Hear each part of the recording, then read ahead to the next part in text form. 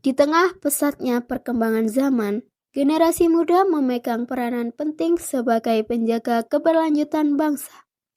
Tidak hanya sebagai pewaris estafet kepemimpinan, tetapi juga sebagai garda terdepan dalam menjaga ideologi Pancasila dan keutuhan Negara Kesatuan Republik Indonesia. Sebagai generasi yang hidup di era digital, anak muda menghadapi tantangan baru, arus informasi yang tak terbatas, perubahan sosial yang cepat, dan ancaman ideologi yang berpotensi menggeser nilai-nilai dalam Pancasila. Karena itu, pemahaman yang kuat terhadap 5 sila Pancasila bukan lagi sekedar teori, tapi harus menjadi pedoman dalam berpikir, bersikap, dan bertindak. Generasi muda diharapkan mampu menunjukkan semangat persatuan dalam keberagaman, menolak segala bentuk intoleransi, dan dapat menjaga kerukunan di lingkungan sekolah, kampus, maupun komunitas. Di ruang digital, anak muda berperan sebagai agen literasi yang dapat menyaring informasi serta melawan hoaks dan menyebarkan konten positif yang mencerminkan nilai kemanusiaan dan juga persatuan. Halo semuanya, selamat datang di segmen podcast kita pertama kali.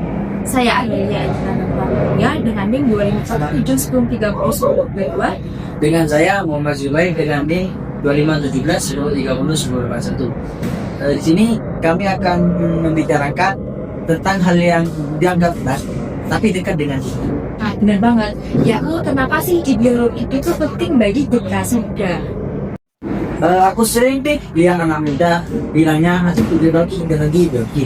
Padahal ideologi itu menurutku tuh fondasi loh untuk anak muda, karena ideologi sendiri tuh kayak apa ya, istilahnya tuh tolak ukur lah dari anak muda untuk masa depannya gitu. Itu sebagai fondasi menurutku. Ya, benar banget.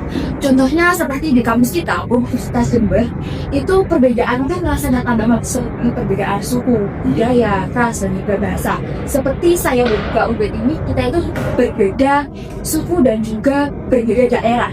Tetapi karena adanya ideologi yang dapat membantu kita supaya kita itu tidak saling ngukur. Misalnya nih di politik nih dalam kelas, biasanya kan guru tuh biasanya menanyakan, ayo ada bisa ini kan apa perbedaannya namanya, kayak tadi kita belajar tuh istilahnya apa itu supply dan demand. Nah, itu kan ada istilahnya sendiri kan. Nah, anak yang pertama ada sesuai yang pertama, kalau A sama B, yang A bilang kalau demand tuh kayak gini, yang B tuh demand kayak gini. Nah, mereka kan punya pemikiran yang berbeda tapi satu arah kan. Nah, jadi meskipun kita punya perbedaan dalam pemikiran seseorang, kita tuh harus saling menghargai. Nah, itu merupakan salah satu contoh dari penerapan sila ketiga Pancasila, nggak ini kesatuan di Indonesia, di mana kita itu tidak hanya menghafal, tapi juga harus menerapkan dalam kehidupan kita sehari-hari. Jadi menurutku generasi muda tuh untuk bangsa ini ya, itu sebagai tolak ukur atau apa ya, garda terdepan sejarahnya. Karena kenapa? Karena anak muda tuh memiliki pemikiran yang masih jernih, masih jauh, punya prediksi yang lebih tinggi daripada orang yang sudah bersuami atau beristri atau punya anak dan lainnya. Karena istilah tuh pemikirannya tuh sudah terbentuk, sudah kaku. Kalau masih muda kan masih senang-senang, masih ke kemana-mana gitu. Istilahnya apa ya, tolak ukurnya tuh apa ya, pengalaman istilahnya. Nah, benar banget. Jadi kita sebagai generasi muda itu harus bisa menerapkan sila-sila yang terdapat dalam Pancasila di dalam kehidupan kita sehari-hari. Mungkin sekian podcast kita hari ini. Selain itu, generasi muda menjadi motor penggerak dalam membangun bangsa melalui inovasi, kreativitas, dan kontribusi nyata di berbagai bidang.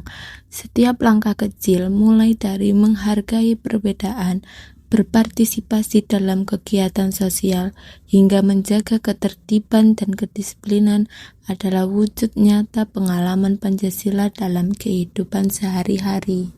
Dengan semangat nasionalisme dan integritas, generasi muda hari ini menentukan masa depan Indonesia. Menjaga Pancasila bukan hanya tugas negara, tetapi tanggung jawab setiap individu. Dan dengan bersama-sama, kita dapat memastikan bahwa NKRI tetap kokoh, berdaulat, dan harmonis di tengah dinamika dunia yang terus berubah.